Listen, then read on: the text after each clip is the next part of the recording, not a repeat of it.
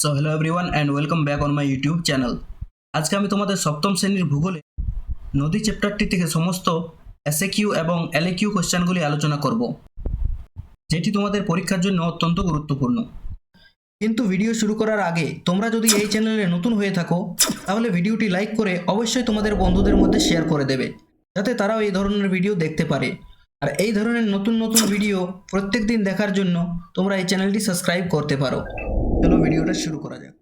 এই চ্যাপ্টার থেকে প্রথম প্রশ্ন হচ্ছে, ধারণ অববাহিকা বলতে কি বোঝো? পার্বত্য অঞ্চলের যে অংশ থেকে বরফ গলা বা বৃষ্টির জল ছোট ছোট জলধারার মাধ্যমে প্রবাহিত হয়ে এটি সৃষ্টি করে তাকে ধারণ অববাহিকা বলে। নেক্সট, জলবিভাজিকা বলতে কি বোঝায়? পার্বত্য অঞ্চলের যে উঁচু ভূভাগ বা পর্বতের চূড়া দুটি নদী অববাহিকাকে পৃথক করে এবং বৃষ্টির জলকে বিভিন্ন দিকে ভাগ করে দেয় তাকে জলবিভাজিকা বলে। নেক্সট, নিত্যবহ নদী কাকে বলে? উঁচু পার্বত্য অঞ্চলের বরফ গলা জলে পুষ্ট যেসব নদীতে সারা বছর জল থাকে তাদের নিত্যবহ নদী বলে। যেসব নদীতে সারা বছর জল থাকে এবং বরফ গলা জলে পুষ্ট তাদের নিত্যবহ নদী বলে, যেমন গঙ্গা, সিন্ধু, ব্রহ্মপুত্র, এগুলি হচ্ছে নিত্যবহ নদী। নেক্সট, অনিত্যবহ নদী যেসব নদী সাধারণত মালভূমি অঞ্চলে বৃষ্টির জলে পুষ্ট এবং যেখানে সারা বছর জল থাকে না তাদের অনিত্যবহ নদী বলে। এই অনিত্যবহ নদীর উদাহরণ হচ্ছে পুরার গন্ধেশ্বরী। এই নদীতে সারা বছর জল থাকে না এবং এগুলি সাধারণত বৃষ্টির জলে পুষ্ট। নেক্সট, উপনদী কাকে বলে? অন্য কোনো উৎস থেকে সৃষ্টি হয়ে যে ছোট নদী মূল নদীতে এসে মেশে তাকে উপনদী বলে। অন্য কোনো উৎস থেকে সৃষ্টি হয়ে ছোট নদী যখন মূল নদীতে এসে মেশে তখন তাকে উপনদী বলে। গঙ্গার প্রধান উপনদীর নাম হচ্ছে যমুনা। ঠিক আছে, যমুনা হচ্ছে গঙ্গার প্রধান উপনদী। নেক্সট, শাখা নদী বলতে কি বোঝায়? মূল নদী থেকে যে নদী শাখার মতো বেরিয়ে অন্য কোথাও গিয়ে মেশে তাকে শাখা নদী বলে। যেমন গঙ্গার শাখা হচ্ছে কি ভাগীরথী, হুগলি, এগুলি হচ্ছে গঙ্গার শাখা নদী। নেক্সট, আন্তর্জাতিক নদী কাকে বলে? যে নদী একাধিক দেশের মধ্য দিয়ে প্রবাহিত হয় তাকে আন্তর্জাতিক নদী বলে। যে নদী একাধিক দেশের মধ্য দিয়ে প্রবাহিত হয়, যেমন হয়তো ভারতও আছে এবং ভারত থেকে পাকিস্তানে গেছে, যেমন সিন্ধু ভারত থেকে পাকিস্তানে গেছে, তা ভারতে প্রবাহিত হয়েছে এবং পাকিস্তানও প্রবাহিত হয়েছে, দুটি দেশের মধ্যে প্রবাহিত হয়েছে। এই ধরনের নদীকে কি বলে? আন্তর্জাতিক নদী বলে। যেমন গঙ্গা আবার ভারতে আছে এবং বাংলাদেশেও গেছে। ব্রহ্মপুত্র চীনে এবং ভারতে এবং পরে বাংলাদেশে প্রবাহিত হয়েছে। ঠিক আছে, এই ধরনের নদীকে বলে আন্তর্জাতিক নদী। নেক্সট, অন্তর্বাহিনী নদী কাকে বলে? যে নদী কোনো দেশের মধ্যে উৎপন্ন হয়ে ওই দেশের কোনো জলাশয়ে বা হ্রদে গিয়ে মেশে তাকে অন্তর্বাহিনী নদী বলে। অর্থাৎ কোনো দেশের মধ্যে উৎপন্ন হয়ে সেই দেশেই শেষ হয়ে যায়, সেই দেশেই কোনো জলাশয়ে বা হ্রদে গিয়ে মেশে তাকে অন্তর্বাহিনী নদী বলে। যেমন লুনি নদী হচ্ছে অন্তর্বাহিনী নদী, এটি রাজস্থানের একটি নদী। ঠিক আছে, নেক্সট, নদী অববাহিকা কাকে বলে? প্রধান নদী, তার উপনদী ও শাখা নদী সহ যে অঞ্চলের উপর দিয়ে প্রবাহিত হয় তাকে ওই নদীর অববাহিকা বলে। নদী উপত্যকা বলতে কি বোঝো? উৎস থেকে মোহনা পর্যন্ত নদী যে খাতের মধ্য দিয়ে প্রবাহিত হয় তাকেই নদীর উপত্যকা বলে। নেক্সট, আদর্শ নদী বলতে কি বোঝো? যে নদীতে উচ্চগতি, মধ্যগতি এবং নিম্নগতি এই তিনটি গতি স্পষ্টভাবে দেখা যায় তাকে আদর্শ নদী বলে। যেমন গঙ্গা হচ্ছে একটি আদর্শ নদী, কারণ এতে উচ্চগতি, মধ্যগতি এবং নিম্নগতি এই তিনটি গতিই স্পষ্টভাবে দেখা যায়। নেক্সট, গঙ্গার উৎস ও মোহনা কোথায়? গঙ্গার উৎস হিমালয়ের গঙ্গোত্রী হিমবাহের গোমুখ গুহা থেকে এবং মোহনা হচ্ছে বঙ্গোপসাগরে। ষষ্ঠ ঘাতের সূত্র কি? ষষ্ঠ ঘাতের সূত্র হচ্ছে নদীর গতিবেগ যদি দুগুণ হয় তাহলে বহন ক্ষমতা 64 গুণ বেড়ে যায়। এটি হচ্ছে ষষ্ঠ ঘাতের সূত্র। নেক্সট, নদী দূষণের দুটি কারণ। শহর ও শিল্পাঞ্চলের বিষাক্ত বর্জ্য জল নদীতে মেশে এবং কৃষিকাজে ব্যবহৃত রাসায়নিক সার ধুয়ে নদীতে আসা, এই দুইভাবে নদীর জল দূষিত হয়। জলপ্রপাত কিভাবে সৃষ্টি হয়? নদীর পথে কঠিন ও নরম পাথর থাকলে নরম পাথর বেশি ক্ষয়ে নিচু হয়ে যায় এবং জল উঁচু থেকে নিচে ঝাঁপিয়ে পড়ে জলপ্রপাত সৃষ্টি করে।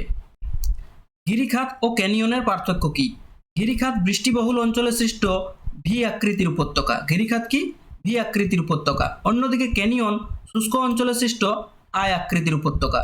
এই গিরিখাত কিন্তু বৃষ্টিবহুল অঞ্চলে হয় এবং এই ক্যানিয়ন হয় শুষ্ক অঞ্চলে। ঠিক আছে, নেক্সট, মিয়েন্ডার কাকে বলে?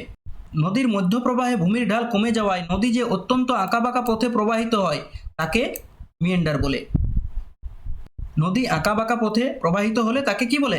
মিয়েন্ডার বলে। আর এটি কখন হয়? মধ্যপ্রবাহে হয় এটি।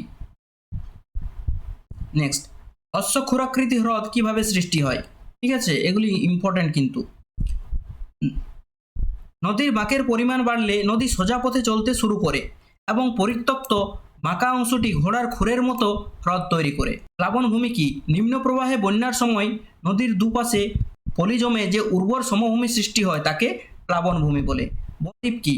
নদীর মোহনায় পলি জমে গ্রিক অক্ষর ডেল্টা বা মাত্রাহীন বয়ের মতো যে দ্বীপ তৈরি করে তাকে বলা হয় বদ্বীপ।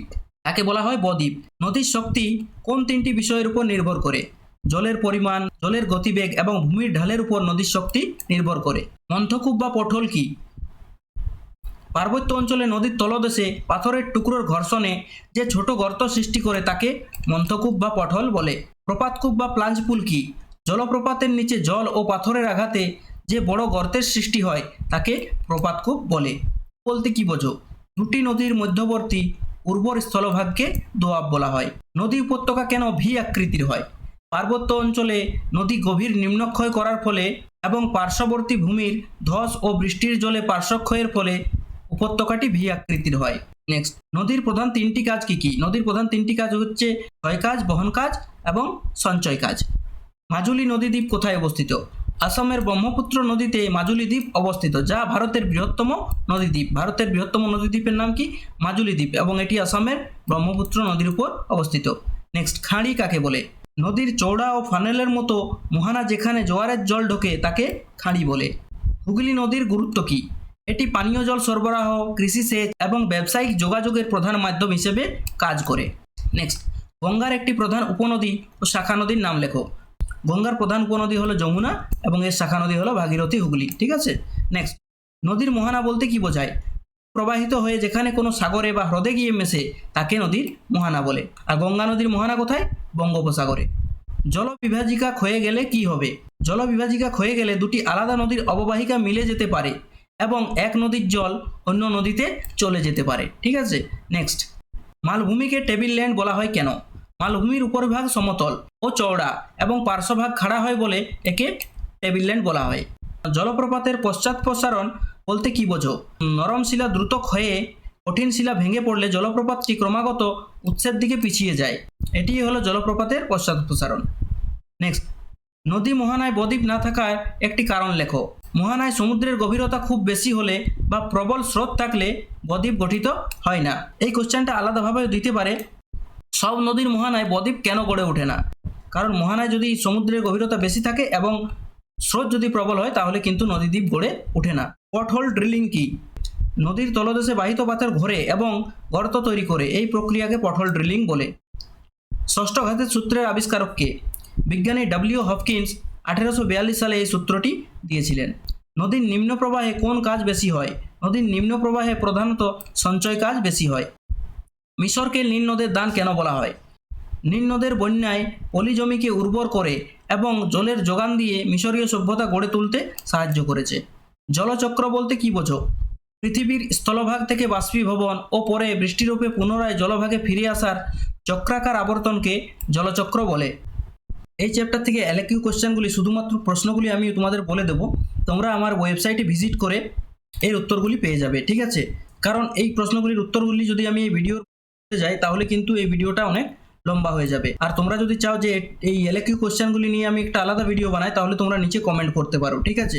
তোমরা যদি নিচে কমেন্ট করো তাহলে আমি কিন্তু এটা নিয়ে একটা আলাদা ভিডিও বানিয়ে দেবো। কিন্তু এখন আমি শুধুমাত্র এর প্রশ্নগুলো তোমাদের বলে দেবো, তোমরা ওয়েবসাইটে ভিজিট করে এর উত্তরগুলি কিন্তু পেয়ে যাবে। এখান থেকে ইম্পর্টেন্ট এলকিউ কোশ্চেনগুলি হচ্ছে, নদীর উচ্চ প্রবাহে বা পার্বত্য প্রবাহে নদী কী কী কাজ করে? অর্থাৎ নদীর উচ্চ প্রবাহে ভূমিরূপগুলি লেখো। ঠিক আছে। এখান থেকে ভি আকৃতির উপত্যকা এবং আই আকৃতির উপত্যকা গঠিত হয়। ঠিক আছে। নেক্সট, অশ্বক্ষুরাকৃতি হ্রদ, এটি ইম্পর্টেন্ট। ঠিক আছে। অশ্বক্ষুরাকৃতি হ্রদ কীভাবে গঠিত হয় তার চিত্র সহ লেখো। ঠিক আছে। নেক্সট হচ্ছে তোমার বদ্বীপ গঠনের অনুকূল পরিবেশ। ঠিক আছে, এটিও ইম্পর্টেন্ট। নেক্সট, মানুষের জীবনে নদীর ইতিবাচক ও নেতিবাচক প্রভাবগুলি লেখো। ঠিক আছে। নেক্সট, নদীর উচ্চগতি, মধ্যগতি এবং নিম্নগতির পার্থক্য। ঠিক আছে। নেক্সট হচ্ছে গঙ্গাকে কেন আদর্শ নদী বলা হয়? এটি আমি অলরেডি করিয়েছি, তবু তোমরা এটা করতে পারো। এখানে গঙ্গা নদীর প্রবাহ পথটা তোমরা করে নেবে। ঠিক আছে।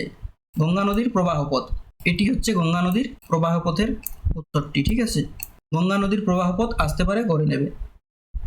নদী দূষণ, এটা তোমরা নিজেরাই পারবে, নদী দূষণ। নেক্সট, গিরিখাত ও ক্যানিয়নের পার্থক্য, এটা করে যাবে তোমরা, গিরিখাত আর ক্যানিয়নের পার্থক্য। ষষ্ঠ ঘাতের সূত্র আমি অলরেডি করিয়ে দিয়েছি। সব নদীর মোহনায় বদ্বীপ গড়ে ওঠে না কেন? ঠিক আছে, এটা ইম্পর্টেন্ট কোশ্চেন, এটা তোমরা পড়ে যাবে। নদীর সঞ্চয় কাজের জন্য কি কি ভৌগোলিক অবস্থা প্রয়োজন? ঠিক আছে, অতটা ইম্পর্টেন্ট নয়। মিয়েন্ডারটা করে যাবে তোমরা। মিয়েন্ডার বলতে কি বোঝো? পৃথিবীর বৃহত্তম নদী অববাহিকা আমাজন সম্পর্কে, অতটা ইম্পর্টেন্ট নয়। নদীর 3টি কাজের ক্ষয়, বহন ও সঞ্চয় প্রক্রিয়াগুলি বর্ণনা দাও। এটা তোমরা একটু পড়ে যাবে।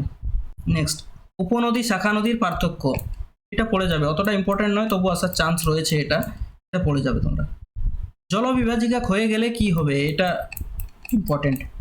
প্লাবন ভূমির গুরুত্ব পড়ে যাবে। গতিবেগ কমে গেলে কেন সঞ্চয় কার্য বৃদ্ধি পায়? এই ধরনের কোশ্চেন দিয়ে দিতে পারে, একটু পড়ে যেতে পারো।